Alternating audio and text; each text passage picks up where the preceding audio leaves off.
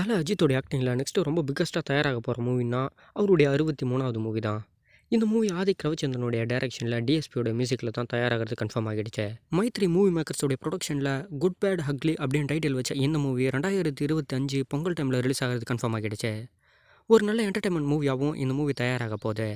Tamil industry மட்டும் இல்லாமல் other இண்டஸ்ட்ரியில் இருக்க நிறைய ஆக்ட்ரஸ் இந்த மூவியில் ப்ளே பண்ண போகிறது கன்ஃபார்ம் ஆகியிருக்கு. தலையோடைய ஆக்டிங்கில் அவருடைய 62வது மூவி வெயிட்டிங்கில் இருக்குன்னே சொல்லணும். சம்மர் கம்ப்ளீட் ஆனதுக்கப்புறம் அந்த மூவி தேட்டருக்கு வரப்போகுது. ஆதிக் ரவிச்சந்திரனுடைய டைரக்ஷனில் மார்க் ஆண்டனி மூவி ஒரு பெரிய ரெஸ்பான்ஸ் ஏற்படுத்துறதுனால இப்போ தலை கூட ஒரு பெரிய காம்போ அமைச்சிருக்காரு. 2025 பொங்கல் டைமில் இந்த மூவியோட ரெஸ்பான்ஸ் எந்த அளவுக்கு இருக்குன்னு தெரியுமே. பிருத்திவிராஜோட ஆக்டிங்கில் நெக்ஸ்ட்டு தேட்டரில் ரிலீஸ் ஆக போகிற மூவினா அது கோட் லைஃப் மூவி தான்.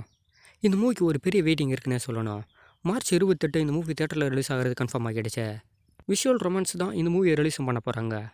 பூஸ்லியோட டைரக்ஷனில் ஏஆர் ரஹ்மானுடைய மியூசிக்கில் தான் இந்த மூவி தேட்டருக்கு வரப்போகுது. ஒரு பெரிய வெயிட்டிங்கில் இருக்கிற மூவினா பிருத்திவிராஜோட ஆக்டிங்கில் இந்த கோட் மூவியும். ஏப்ரல் 28 தெரியும் இந்த மூவி எந்த மாதிரியான ரெஸ்பான்ஸை தேட்டரில் ஏற்படுத்த போகுதுன்னு. மோகன்லால் பிருத்திவிராஜோட ஆக்டிங்கில் எம்புரான் மூவி தான் ஒரு பெரிய வெயிட்டிங்கில் இருக்கு. 2024 எண்டுக்குள்ளே இந்த மூவி தேட்டருக்கு ஒன்று அனௌன்ஸ்மெண்ட்டை கொடுத்துருந்தாங்க. இப்போ 2024 அக்டோபருக்கு மேலே தேட்டருக்கு வரதுக்கு நிறைய வாய்ப்பு இருக்குன்ற மாதிரி அப்டேட் போய்கிட்டு இருக்கேன். இதுக்கு முன்னாடியே பிருத்திவிராஜ் அவர்களுக்கு ஒரு மூவி வெயிட்டிங்கில் இருக்க.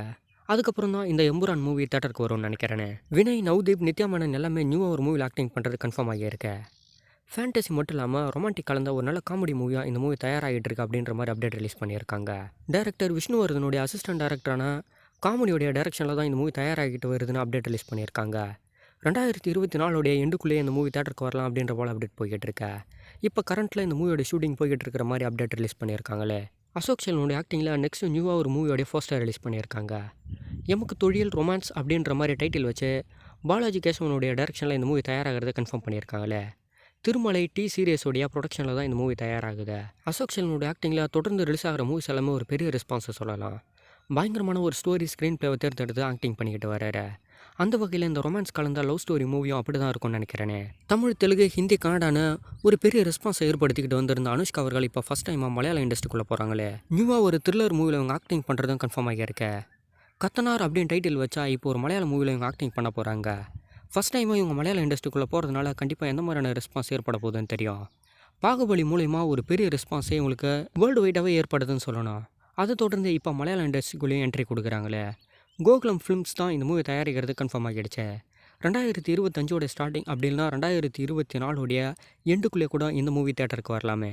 மே மந்தோடைய எண்டுக்குள்ளே கிட்டத்தட்ட ஒரு 5 மூவிஸ் தமிழ் இண்டஸ்ட்ரியில் மட்டுமே பெரிய வெயிட்டிங்கில் இருக்குன்னு சொல்லணும். விஷாலோடைய ஆக்டிங்கில் ரத்னா மூவி ஏப்ரல் 26 தேட்டருக்கு வரது கன்ஃபார்ம் ஆகியிருக்க. கமலோடைய ஆக்டிங்கில் இந்தியன் 2 மூவி மே மந்த் எண்டுக்குள்ளே தேட்டருக்கு வரது கன்ஃபார்ம் ஆகியிருக்க. விக்ரமுடைய ஆக்டிங்கில் ஒரு பயங்கர வெயிட்டிங்கில் இருக்கிற தங்கலான் மூவியும் மே எண்டுக்குள்ளே தேட்டருக்கு வரணும் கன்ஃபார்ம் பண்ணிட்டாங்க. இது மட்டும் இல்லாமல் தனுஷோடைய ஆக்டிங்கில் ராயன் மூவியும் மே எண்டுக்குள்ளே தான் தேட்டருக்கு வரப்போகுது.